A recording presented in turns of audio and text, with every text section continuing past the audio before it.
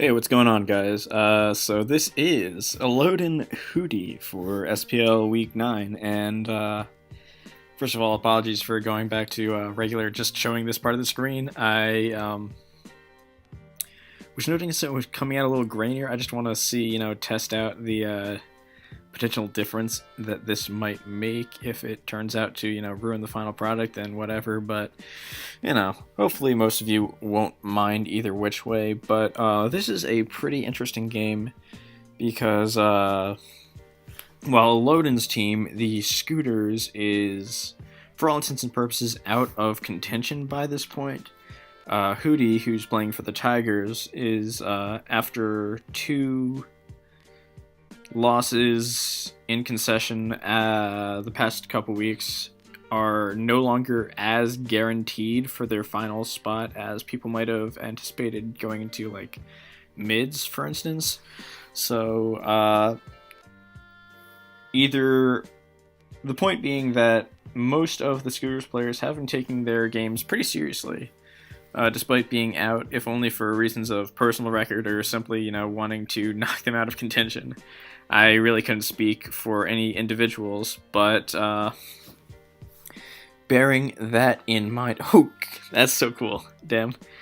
Alright, sorry, give me 1 second to, keep up with things. But, with all that backstory out of the way, we are seeing a pretty standard-ish bulky offense coming from elodin. It looks very Snake meta-esque in build, because, with Ultra Sun and Moon, there's been a significant downward spiral of Xatu usage, though it's pretty interesting to see both here for different reasons. I think it's not a bad Pokemon by any means, but it is surely a Pokemon that is a little less valid to... Well, I don't know what to say. I felt like Xatu usage was blown out of proportion in the beginning because it really didn't fit the pacing of a lot of teams that it was slotted into. But I think it's applied pretty nicely here. elodin's, because he doesn't really want to concede momentum like that. This team is pretty good at completing or propelling his momentum forward, whereas Hootie's, obviously the secondary hazard control on a stall team like this, which is pretty interesting. I like the look of it. It's very unique, to be sure. But, ooh, nice scout. Well, I'm not sure if that was intentional or not, but it was, in fact, a nice scout. Has revealed information that is definitely important to him. But to touch upon some pretty interesting factoids here, we've got the Alolan Sandslash, which has been rising in usage quite a bit, mostly for its ability to play some pretty essential roles. Can stealth rock, spin. It provides a really solid ice resist, which, in a metagame with Pokemon like this, is pretty intense. Most people haven't started teching HP Fight, though maybe we'll see it here. No, but yeah, as you can see, 16% is fucking stupid damage, allowing him to essentially shut down what is typically a very threatening Pokemon for balances to bust through. And I guess his route of attack here is also kind of limited because he has one Ice Resist that doesn't really love coming into things. So outside of using the Xatu and Heat Wave combinations to sort of chip away at it, we would be seeing some pretty tough maneuvering, and typically from balances like this, we will be seeing a Protect on Xatu, but no, he just goes hard for the Yama, which, another interesting Pokemon. I've been contemplating bulky Yama this past, period for some time, and he does go for the knockoff, which further restricts his ability to really apply any kind of real pressure on that Sandslash. Sneaking it in on spins and threatening with Heat Wave was kind of a major way to sort of play around it, per se. And now he's kind of resorted to, on this team, I guess, just going for kind of thrown coverage at it with Cot plus Vanillux. Hard to say exactly what his angle will be, But we're going to see a bit of a Zatu war, it looks like, at least just to gauge kind of what's going on with each player. Obviously, Hootie comes out better on the other end, and he does show the protect, so he was just making an aggressive read there. I mean, it would be interesting to see that as a nasty plot Doom, but I figured it would just be, you know, an AoA or some kind of other support-oriented set. But it's hard to ever be certain with these kind of things.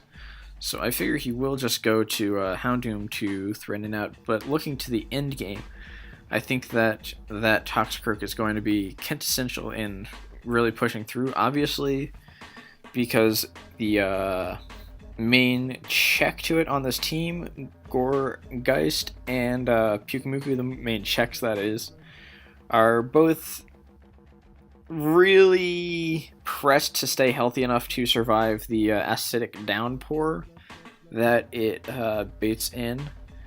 So I think what we're going to see from elodin will be either a... oh, nope, just going straight for the Blizzard. I mean, definitely the right play at this point. Protect is interesting here because it will be allowing him to scout this Vanillix, but I think it'll also allow him for a real feel of safety, because I think that now he can totally safely switch, but instead... Alright, so that was Hootie, I think, trying for a middle ground play. I'm not sure exactly for what. Unless it's Earthquake, that doesn't really threaten the Toxicroak in any significant way, and bring it in there is kind of weird to me. I feel like Whimsicott's HP is far more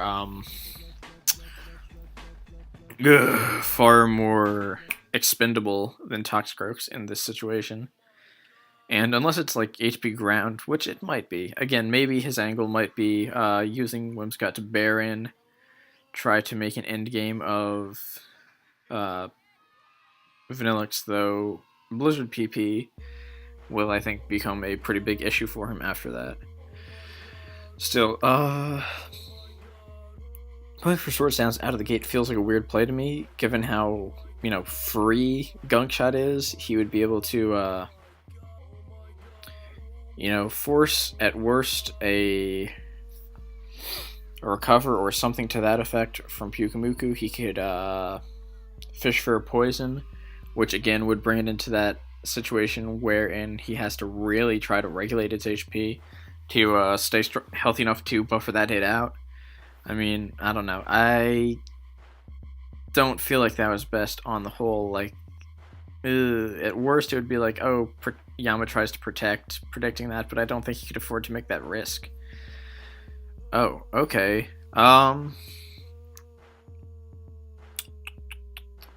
So Block is a tech that I've been seeing quite a lot recently, and I think that this indicates a Z-Spite set, which has been seeing some kind of play. Maybe it is, and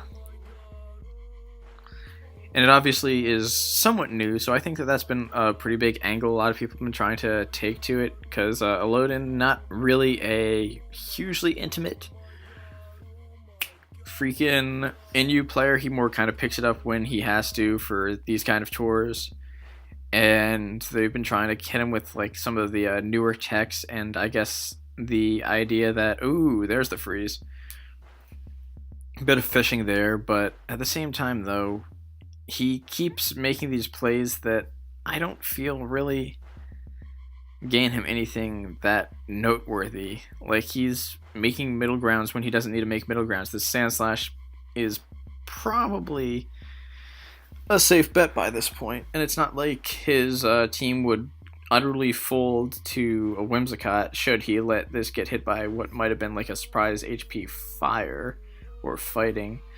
But the Icicle Crash Miss is a pain. As I said, he is at so much liberty to go for that kind of thing because there are no good resists to that move. I was more expecting Spear just because of accuracy issues, but I mean, obviously the consistency of Icicle Crash is valuable for this, that, and the other. I think that we could see him try to go to Audino on the Fire Blast here, both because it also allows him to get some regenerator HP if elodin opts for a double here, and it would thaw him out should he go for that play otherwise. But, oh no, alright. I don't know about these plays. It's like, it's very minor things, but I think that his taking these, what I can only be viewed as middle grounds, are opening him up for odds like this, because again, it showed the, freeze dry, freezing his Audino when he really didn't need to bring it in Audino in the first place, I don't think. That Pyukumuku, if he brought it in on a Fire Blast and got burned, I mean, obviously it's like, you shouldn't be assuming, hey, I'm just going to get burned by this Fire Blast. But it begets that kind of thinking when you're playing stall like this, and I think that you need to... Ugh. And now he's starting to capitalize on these kind of sequences. I don't know. This is kind of leaning towards elodin, unfortunately, for hootie. That is, I don't really have any kind of a say in the matter at this time. And I guess, if anything, I'm a fan of hootie. I appreciate his takes on building. So it'd be nice to see that rewarded with some dubs, but I think that Pyukumuku, even after that damage, is still narrowly out of range, and okay, yeah, that definitely is. And that was what I was talking about with going for the gunk shot there, which, alright, now he's just, he's gonna go for it, okay, so yeah, now this is I think that elodin always goes for gunk shot again here. Or rather, even a drain punch, I guess. Because Hootie's already been fed the information of being Z poison, which he knows will kill his Pyukumuku, and he knows how invaluable it is. And like, if he goes for drain punch, I think he will be safe, both from counter and from squandering his acidic downpour here. So, bearing that in mind, the conservative play, I think that would cover all bases. Excuse me. Oh, well, he just does go for it. Whatever. I mean, I'm not fucking with it, but that's alright.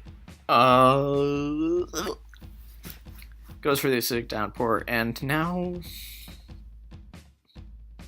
Yeah, I don't know. He's certainly not out of hot water by any stretch of the imagination, but elodin gave Hootie a little bit more leniency than I think he needed to with that play. And no item on this either. Oh, you know what? That might be I wasn't considering this initially, but this might be a Shed Shell Pyukumuku, which prevents him from getting counter-blocked by a Zatsu or something like that, which would make enough sense. And to that end, it could be Z move on this. Usually it's one or the other. This could probably be Color Berry. I'm saying that as from the lack of leftovers shown on it. And, I mean, like, Rocky Helmet is an option, to be sure, but I kind of doubt it. Ugh. Sorry, had to adjust my position a little bit. That's alright, though. Does get that nice chip on Houndoom. Like I said, not really a good switch in. And I guess he's more conditioning response here because he doesn't want to stealth rock into the thing. Oh, and there is the Pursuit Doom, as I said. Oh, and there's where Hootie tries for it. See, he should have done that shit fucking the Pyukumuku, whatever. I mean, it's whatever, man. Just put me in NU, fam. I know it's up. Ooh, pretty interesting double from Hootie. A nice low-risk sequence that he potentially could have snuck his Pyukumuku in on something like a Rhydon, but elodin, also conscious of that, goes for the cot, knowing that he was almost definitely not going to stay in. And, of course, would also avoid the freaking...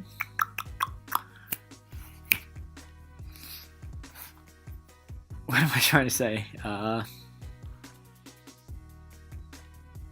recovery. Goodness gracious. And he's actually doing real nicely chipping away at this Sand Slash. Thinking about his play, I think that it's still Houndoom, honestly. The most he's getting out of it in this matchup, I would imagine, is just trying to pursue this very Sand Slash. But, oh, gets a crit. As he Toxics. What's Toxic? Come on, Hootie. What does that target? Does that target the Houndoom that also already gets 2-hit KO'd by that? I don't agree with that play at all. I mean, like, maybe trying to sneak into Vanillix there, but I wouldn't bring in Vanillix there. I don't think he should have either. All the same, that is a bad luck. The crit is going to put him,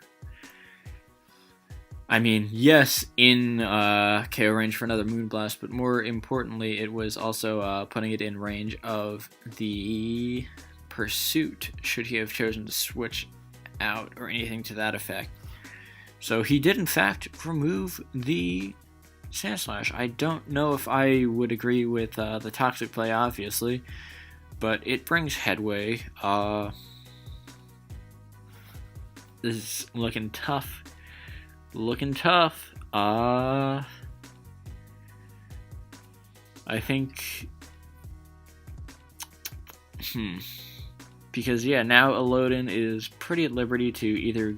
Oh, he got it. He got the Unthaw, so he's back in the game. I was not considering that to be as immediate of a move, but it, in fact, happened. And...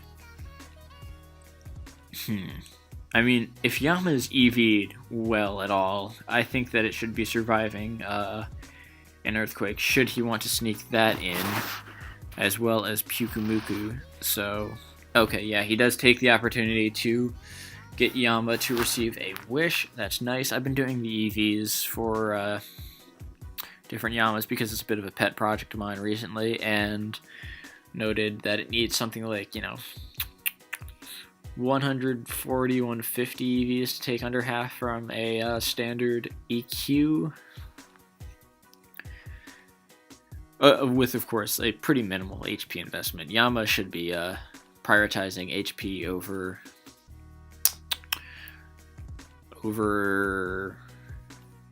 should be prioritizing defenses over HP. Pardon. We're going to be seeing the Vanillix on Xatu. We're going to probably see a Freeze Dry because Blizzard PP is kind of something you want to preserve against a known Protect user. And once again, I think we will just see Yama, and I mean, he can Freeze Dry again. I don't think he'll lose too much by it, but he can always make a nice swing for momentum here if he really wanted. Though to what I once, again with this Audino play, okay, all right, that's probably fine. But like, why?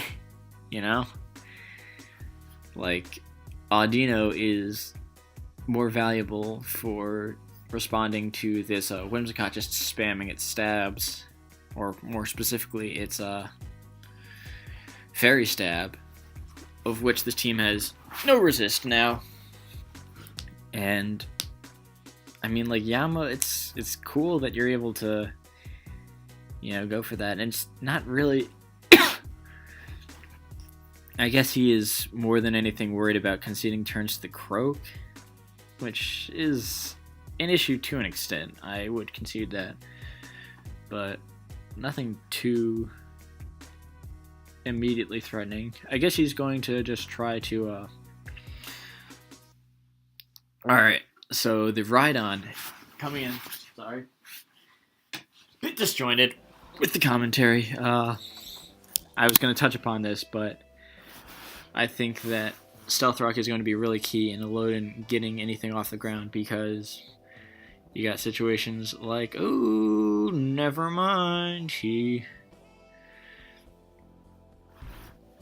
Ugh. So yeah, Rock Blast was the safe play. I wasn't expecting Pyukumuku to come in there, honestly. But I guess it really doesn't come in better on anything else at this point. So that's fine, that's fine. We're seeing the Gourgeist come in, and really the most it can do now is try to slap something onto any of the numerous switch-ins that might pop in here. Presumably, I mean, the Houndoom now has Liberty, because it was initially just, you know, hey, let's sneak it in on the Sandslash, make sure that it has a little 20% chip for when it next wants to come into Whimsicott Vanillix, but now it's pretty safe to go for whatever the fuck it wants. So we might see it, oh, okay. That's actually, yeah, that's probably the better play in the grand scheme of things, because there was no way in the world Hootie was going to throw like a Seed Bomb there, and even if it does, I don't think it KOs. And Rhydon's role in this game is more just forcing its Stealth Rock up versus the Xatu, but he does get the better end of the double with Cot on Audino, as it can't even trick at this point. Like, the way it's been playing, I'm led to believe that it is a Specs set. It, you know, it hasn't been trying to mess around with Encore or anything like that, and I feel like on a team like this with, you know, just the one booster in Croak, the odds of it being a Memento kind of, you know, like, let's set up my in-game type Mon is very unlikely. So throws out the Moonblast just as a tool, I guess, to ensure that Audino will in fact stay in here rather than, you know, switching into whatever the fuck. But he does. Oh my goodness, that is a tight-ass play. Hootie getting a little aggressive with that one. Nice. Alright, so that was a pretty impressive double to get his Pyukumuku back in the game. Got to say, you know, what with all his more passive sequences to this point, which is, you know, the trend of a, you know, stall build. You have to sort of play to that you know, role in all this. It is a nice move, a nice calculated risk, and he does bring in the Yama pretty safely. You know, crit sucks, but it's nothing too punishing. Goes into Xatu as the kind of typical check, and it continues to be tough, unfortunately, because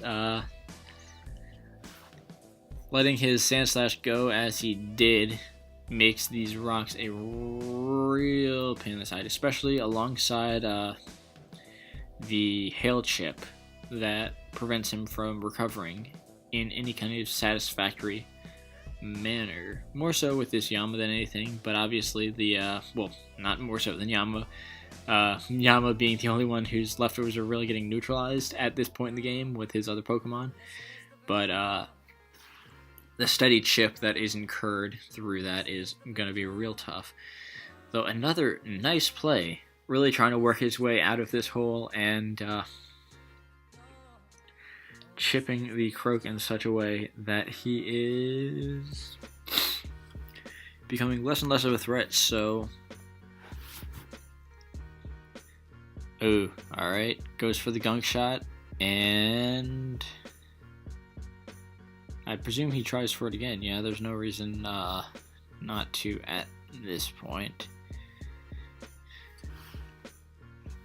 Ugh.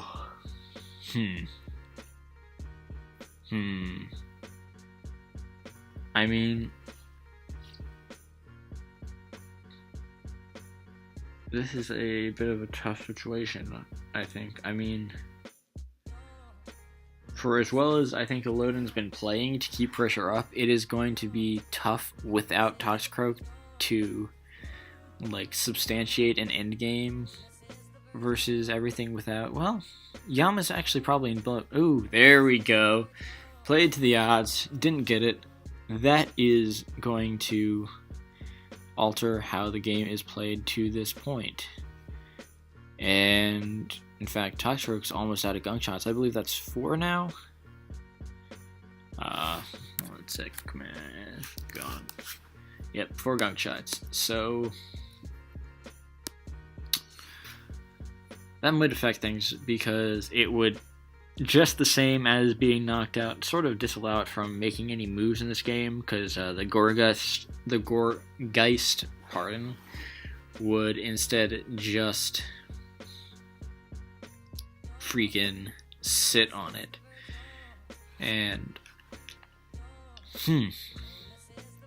actually, this Hariyama is probably without rest, isn't it? I mean, it's been showing Protect, and I mean, I wouldn't necessarily say that Protect Rest is a bad set on a team like this, but you would kind of assume more freaking Toxic or something to that effect. Still, we shall see. Nope. Going for the safe knockoff. So maybe Vanillix will be even more of an immediate threat than I gave credit to at first. Especially if he puts on the pressure with that. Hail's gone. He can't really negate passive recovery as he did before, but Freeze Dry is still looking like a bitch to switch into. His fodder is probably Pyukumuku, honestly. But Yama doesn't switch into anything else at this point, so that might be the play too. This is tough. Elodin's been playing this pretty exceptionally, if I do say so myself. Though, of course, it comes at the cost of, I don't know, maybe not properly micromanaging the HP on Sandslash. Still. Oh, he's going to Audino. Is he making an attempt to sack that? Okay, so he's trying to go for a little bit of PP stall at this point, at the expense of what, about 10% of HP net after the regenerator. I don't think that this is the, I mean, it might be the time to make up, but I could see that being much more of a play here. And Elodin, I think that the roll is going to almost certainly favor him, but if he wanted to, he can probably safely go out to Xatu here.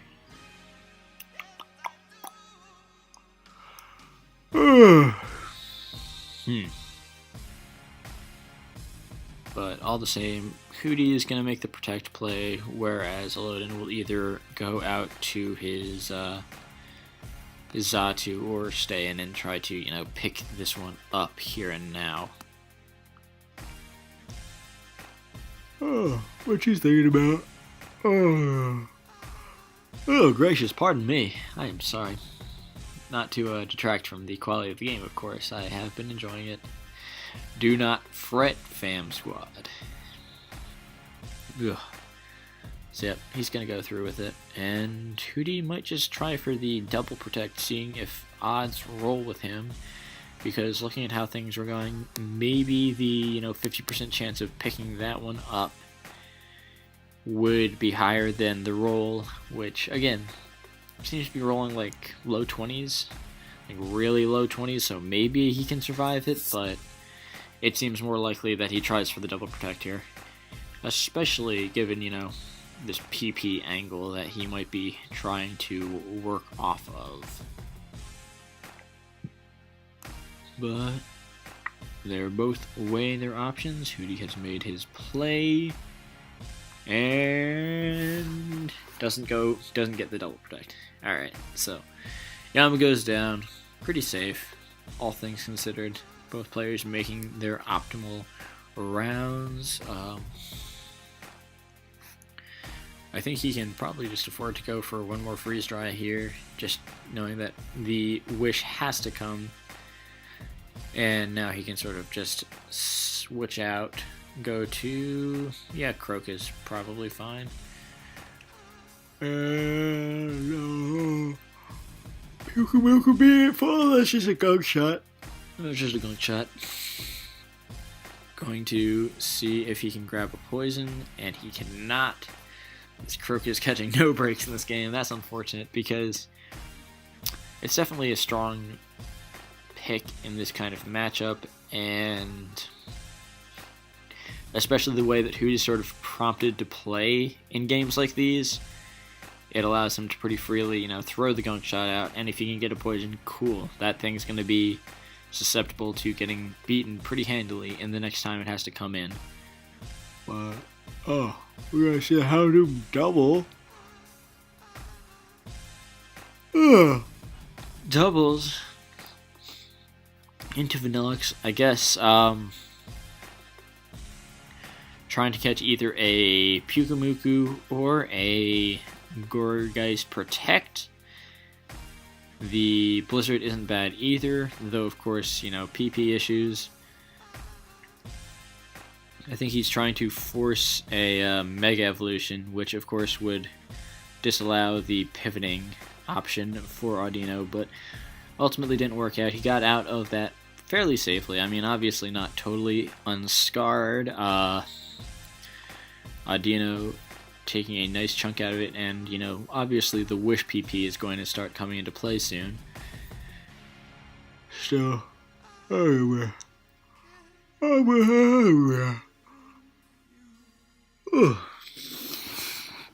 elodin continuing to try to push Hootie into burning up some protects.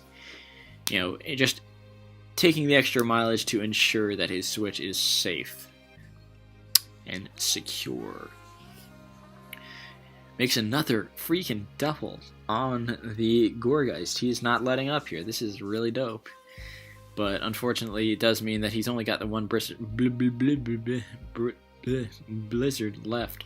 However, he does finally crit a freeze dry, which is going to press the issue at long last. And I mean, if he wants to stay in the game at this point, I think he needs to consider either A, sacking Xatu, which makes the opposing Xatu kind of annoying if it's like a toxic variant or anything like that. It can just sort of sit on shit. I'm not sure if he's willing to accept that in the end game, or he's going to have to go for the Mega Evolution, which